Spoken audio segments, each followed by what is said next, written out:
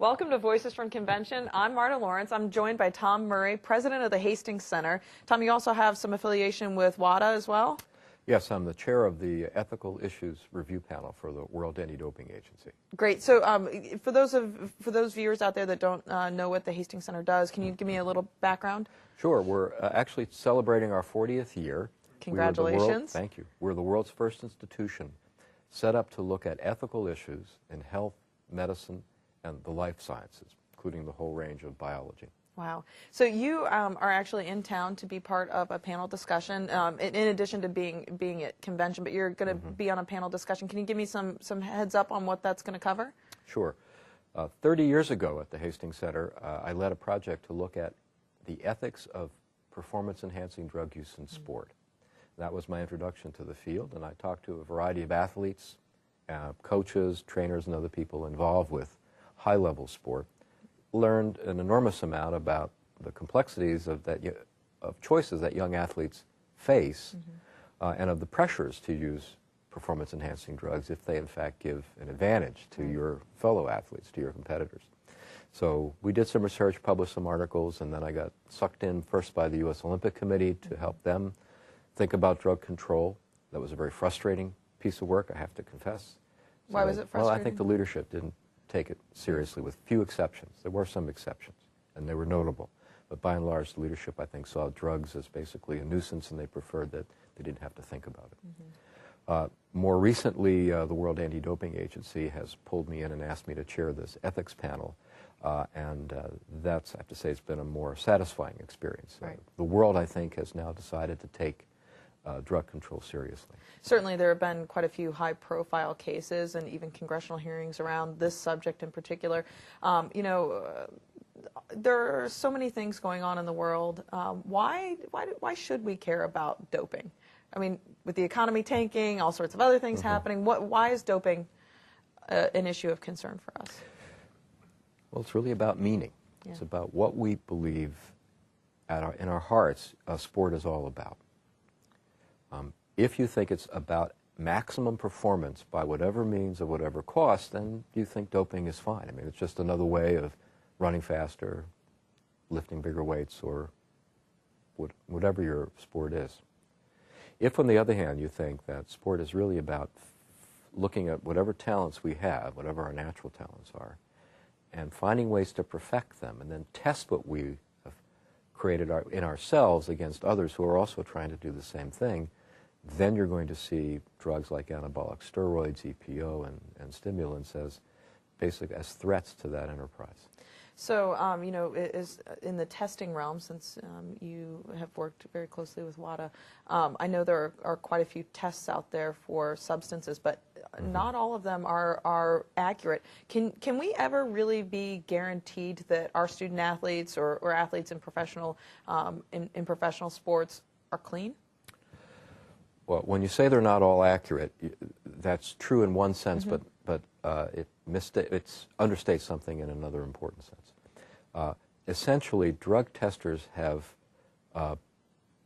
tried never to accuse an innocent athlete, right? So you only introduce a test and you set the cutoff levels and you enforce them, trying to be sure that if you accuse somebody, they really have, you found the substance in their body. Right. In that sense, they're guilty. Now, they may have another reason why it's in there. Maybe it was inadvertent. Maybe their drink was spiked. I mean, athletes have all kinds of answers when it's found.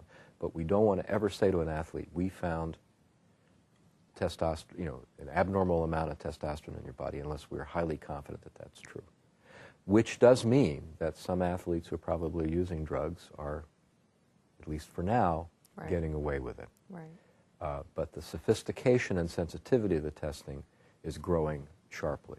We just had the Olympics recently, and there were some really high-profile athletes like Michael Phelps and Dara who had really come out and said, "Hey, test me as much as you can." Do you think some of their leadership is having a kind of a trickle-down impact? Do you find student athletes in particular, and athletes in general at all levels, coming and saying, like, look, I'm clean. I want to come out and and be, first to say I'm clean, do whatever you need to prove that I am. Yes. I think it's terrific that athletes like Michael Phelps, I mean, the dominant swimmer of his generation, maybe ever, is making this statement about his own desire to compete clean and his willingness to be tested, as often as necessary to prove that. I think that's a notable contribution. But remember why we test any athletes at all. It's to enable fellow competitors to compete knowing that they're not lining up against somebody who's doped and who's got an unfair advantage over them. That's what's kept me in the business, even through decades of frustration when the testing wasn't as good, the officials leading it, well, the officials, at least in some organizations, weren't, I think, as committed as they should have been. It's been athletes who come to me, who would say over and over again, I want to compete based on my ability and my willingness to train very, very hard and smart. And I don't want to compete against somebody who's going to do better than I am just because they took a pill. It's all about fair play. All about level playing field and fair play.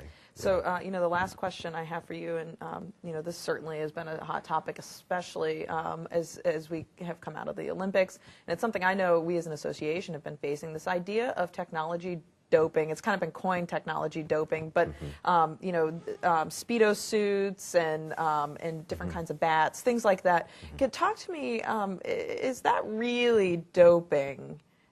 And It's taking an unfair advantage in a competition Okay. if it gives you such an edge that you as an inferior athlete are going to nonetheless be able to beat a number of better athletes just because you have the fancy new equipment. Right. And these suits have been proven to make swimmers faster. Yeah. So, but is it the same as doping? Well, it's another potential source of unfairness, but it's not like taking a drug and modifying your body. Right. It's hard to wear a laser suit and not let people know you're wearing a laser suit, right? I mean, I guess you could try painting yourself with some other label, but it's unlikely to fool anybody. I gather the problem with these suits is they're very expensive, and not all athletes can afford them. So I think it would be perfectly reasonable for the NCAA or some other sporting agency to say, you can't use these suits in the regular competitions. When we're looking at world records, say in the nationals, perhaps then only the people qualifying for those major events where the institutions would be willing to fork over the money to buy these suits for the competitors. So I think that's perfectly reasonable to have a kind of pragmatic view towards those, but to have some athletes wearing them and other athletes unable to afford them, and the suits confer such an advantage, that would be unfair.